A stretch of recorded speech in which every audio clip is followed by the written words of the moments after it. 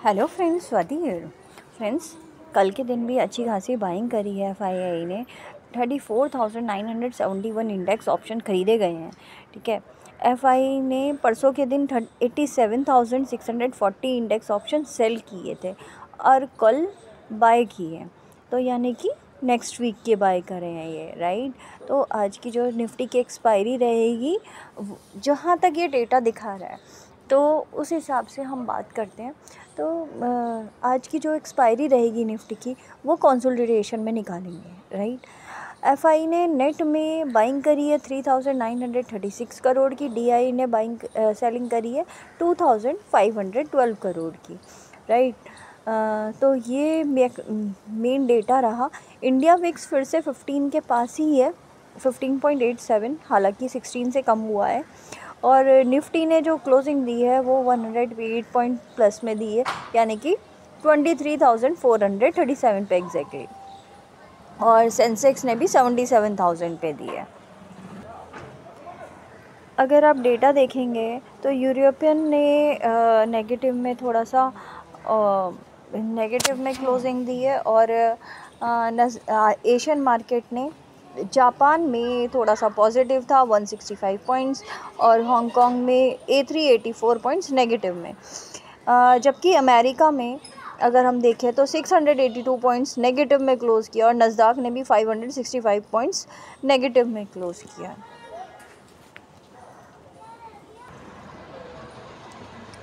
Friends, अगर हम futures की बात करें तो गिफ्ट निफ्टी अभी थोड़ा सा पॉजिटिव में दिखा रहा है, बट नाइट में जो क्लोज़ हुआ था वो नेगेटिव में हुआ था, लगभग 200 पॉइंट्स नेगेटिव में। क्योंकि आप देख सकते हो 23,437 जो है वो स्पॉट का रेट है, और अभी 332 पे है, यानी कि 100 पॉइंट्स का गैप डाउन हो सकता है, राइट। 100 पॉइंट्स का गैप डाउन निफ्टी में, और बैंक निफ्टी में भी अच्छा खासा 53,000 ये फ्यूचर्स दिखा रहा है, तो इसमें भी काफ़ी अच्छा खासा गैप डाउन हो सकता है, लगभग 500 पॉइंट्स का, राइट। 400 से 500 पॉइंट्स का। स्टॉक की बात करें तो यस, रेलवे के PSU स्टॉक्स ये आपको थोड़े बढ़ते हुए दिखेंगे। IT के स्टॉक्स थोड़ी सी प्रॉफिट बुकिंग में जा रहे हैं, क्योंकि US के मार्केट में काफ़ी अच्छी खासी सेलिंग हुई है, राइट। तो IT के स्टॉक्स आपको नीचे जाते हुए दिखेंगे, तो मैनिपुलेशन ही चल रहा है फ़िलहाल। और रिलायंस भी अपने रिजेक्शन पे ही है, राइट, उसको देख लेते हैं। कमोडिटीज़ की बात करें तो गोल्ड में I am speechless for gold, क्योंकि 3,350 पे पहुंच गया है, राइट। इतना ज़्यादा बढ़ावा उम्मीद नहीं थी, और ऐसा कुछ डेटा भी नहीं है। बस यही है, चाइना से जो न्यूज़ आ रही है टैरिफ के ऊपर, वो थोड़ा सा हम नेगेटिव न्यूज़ है, और गोल्ड में बहुत अच्छी खासी बाइंग चल रही है, क्योंकि गोल्ड में उनको पोटेंशियल दिख रहा है। पर हालांकि गोल्ड ऑलरेडी इतना बढ़ा हुआ है, तो यहाँ पे हम सेलिंग कर सकते हैं। इससे ऊपर जाता हुआ कुछ खास दिख नहीं रहा है, राइट। टेक्निकल की बात करें तो फ़िलहाल सब स्ट्रॉन्ग बाय ही बोल रहे हैं, और 30 मिनट्स पे सेलिंग है। तो ये अपने रिजेक्शन पॉइंट पे है, थोड़ा सा रिकवरी, थोड़ा सा प्रॉफिट बुकिंग में आएगा तब ऊपर जाने के लिए रेडी होगा, राइट। आप देख सकते हो कंसोलिडेट करता है, उसके बाद ही ऊपर गया है, W पैटर्न पूरा करने के बाद। तो इसमें भी चार्ट रीडिंग ऐसे ही होती है। और सिल्वर में थोड़ी सी सेलिंग है, तो यहाँ पे आप सेलिंग कर सकते हो। अगर आपने परचेज़ कर रखा, नीचे से उठा लेंगे फिर से, राइट। और सिल्वर ने पहले ही बता दिया कि भाई मैं इससे ऊपर नहीं जा सकता हूँ फ़िलहाल, और वो अपना प्रॉफिट बुकिंग में है। गोल्ड भी आएगा, आप टेंशन ना लीजिए। और क्रूड ऑयल आप देख सकते हो, क्रूड ऑयल और ब्रेंट ऑयल थोड़ा बढ़ा हुआ है। 62.84 क्रूड ऑयल है, और ब्रेंट ऑयल भी 66.10 पे है। करेंसी की बात करें तो करेंसी भी अब 85.6 पे है, और यहीं पे लाई कर रही है, तो अच्छी खासी कंसोलिडेशन भी चल रहा है। बॉन्ड्स की बात करें तो US के बॉन्ड्स में थोड़ी बाइंग हुई है। इनफैक्ट इंडिया के बॉन्ड्स में भी, दोनों में 1% की लगभग की बाइंग हुई है, 10 ईयर्स के और 2 ईयर्स के, राइट। तो बॉन्ड्स में, गोल्ड में, इसमें बाइंग हो रही है, मार्केट में आप समझ सकते हो सेलिंग ही होगी, राइट। अब अगर लेवल्स की बात करें तो लेवल्स वही निकल के आ रहे हैं। 800 के ऊपर मार्केट अभी नहीं दिख रहा है, रिजेक्शन मल्टीपल बार ले चुका है, और अगर 500 के ऊपर सस्टेन करता है तो ही हम अपसाइड में जाएंगे। अदरवाइज़ यहाँ से एक बहुत अच्छी खासी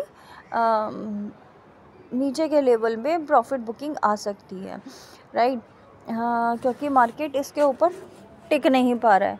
23,000, अगर 23,260 टूटता है एनी हाउ, आज के दिन ही अगर 350 के आसपास खुलता है, 320 से 50 के बीच में 300 के नीचे जाता है, यानी कि 260 के भी नीचे जाता है, तो 23,000 तक का लेवल आपको दिख सकता है, राइट। काफ़ी अच्छे मूवमेंट है, गैप में अगर चला जाएगा तो काफ़ी इसको नीचे जाना ही चाहिए 22,800 900 तक के लेवल तक। फिर उसके बाद देखते हैं उसके बाद क्या सिनेरियो रहता है, बट मुझे नेगेटिव ही दिख रहा है क्योंकि इसके ऊपर मार्केट टिक नहीं पा रहा है, रिजेक्शन बार बार फेस कर रहा है, राइट। हालांकि सपोर्ट भी इसने प्रॉपर नहीं लिया था नीचे के लेवल पे, बट फिर भी रिजेक्शन इसने थोड़ा सा अपसाइड में जाके लिया है। यहाँ पे फिर से एम पैटर्न आपको बनता हुआ दिखेगा, राइट। एम पैटर्न के लिए हालांकि डबल टॉप होना चाहिए, तो इसको हम रिकमेंड कर सकते हैं एक डबल टॉप, राइट। सेंसेक्स की बात करें तो सेंसेक्स के लेवल भी डेली टाइम फ्रेम पे बिल्कुल निफ्टी की तरह ही है, बट निफ्टी से बहुत कम ट्रेडिंग हुई है इसमें, और इसके लेवल भी यही है 76,700 के नीचे जाता है, ऑब्वियसली खुलेगा तो वहीं पर ऑलमोस्ट, और इसके नीचे ही रहता है 76,500 के नीचे, तो आपका गैप फिल करने के लिए जा सकता है नीचे की साइड, जो कि 75,000 तक के लेवल आ रहे हैं, राइट। फिर उसके बाद उसके नीचे का भी सिनेरियो रहेगा, जो हमने एक ट्रेंड बना के चले थे, हो सकता है उसमें मार्केट एंटर हो जाए, राइट।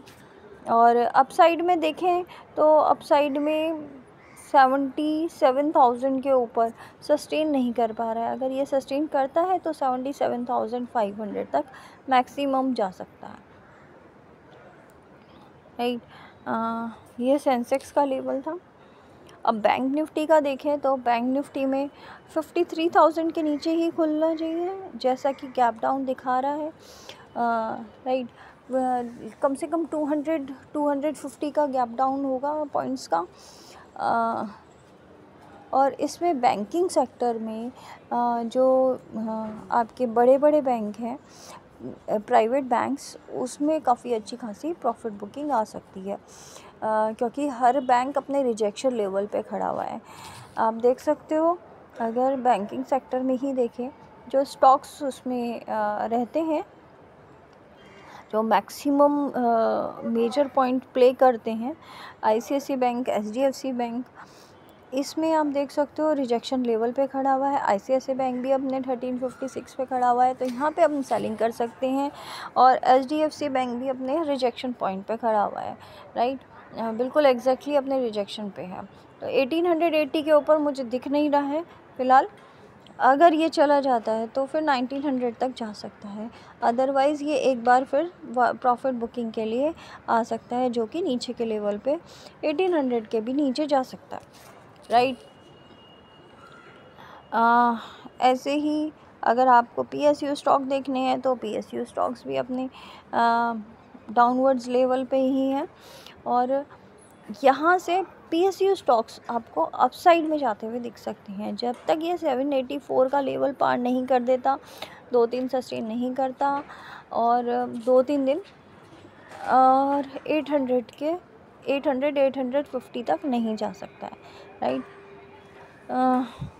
और नीचे की साइड ऑब्वियसली जगह है, 680 तक की जगह है, और 680 के नीचे भी फिर जगह बन जाएगी, क्योंकि यहाँ से रिजेक्शन ले रहा है, तो अभी ट्रेंड फ़िलहाल लोअर लेवल अभी खुले हुए हैं, और अपर लेवल नीचे शिफ्ट हो जा रहे हैं, राइट। ठीक है फ्रेंड्स, तो फ़िलहाल यही है। ऐसे ही निफ्टी में अगर देखें हम रिलायंस को, आईटीसी को और जो मेजर रोल प्ले करते हैं अदानी को, तो इसमें मिला जुला डेटा है। कुछ बहुत अच्छे चल रहे हैं, कुछ थोड़ा मिड चल रहे हैं। जैसे अदानी के जितने भी शेयर्स हैं ये ऑलमोस्ट मिड पे हैं, ठीक है। और अगर आप देखें भारती एयरटेल पूरा मैनिपुलेशन के काम आ रहा है। वो अपसाइड में है, बट यहाँ पे भी एक मैनिपुलेशन चल रहा है, जो कि मैनिपुलेशन के वजह से 1600 तक प्रॉफिट बुकिंग आ सकती है।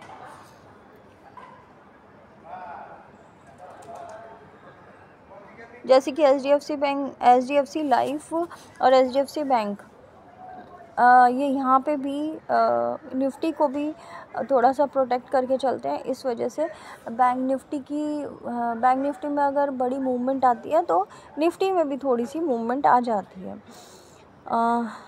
आईटीसी की बात करें तो 420 के ऊपर सस्टेन कर रहा है, लेकिन 430 के ऊपर नहीं करा, राइट। वहाँ से रिजेक्शन लिया, तो यहाँ पे एक रिजेक्शन बनता है जो कि 400 के नीचे, इस बार 390 के नीचे भी जा सकता है।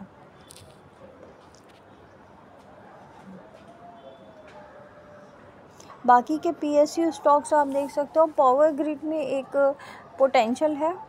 पावर ग्रिड में हम हर नीचे के लेवल से परचेजिंग कर सकते हैं, और अभी भी फ़िलहाल ठीक ही चल रहा है। पावर ग्रिड भी 300 से 350 का लेवल है, और ये ऊपर जाते हुए आपको दिख सकता है, बट 306 का लेवल अगर पार कर लेता है तो ही दिखेगा, क्योंकि ये अपने मिड पॉइंट पे है। डब्लू पैटर्न पूरा करने के बाद कंसोलिडेट कर रहा है, तो कंसोलिडेट करने दीजिए इसको। जितना कंसोलिडेट करता है उतना अच्छा रहता है मूवमेंट, नहीं। फार्मा का सेक्टर जो है पूरा, अगर सेक्टर देखेंगे तो वो भी अपने मिड पॉइंट पे ही है। फार्मा अपने लोएस्ट पे ज़्यादा डील कर रहा है, ठीक है। यहाँ पे एक पोटेंशियल दिख रहा है मुझे फार्मा में, डिफेंस के स्टॉक्स में, आईटी में फिर से प्रॉफिट बुकिंग आ सकती है, तो कुछ खास नहीं है, right. Thank you friends, thank you so much. और प्लीज़ आप इसी तरीके से लेवल्स देख के खुद सीखिए और खुद ट्रेडिंग कीजिए, rather than dependent on anybody else. Thank you.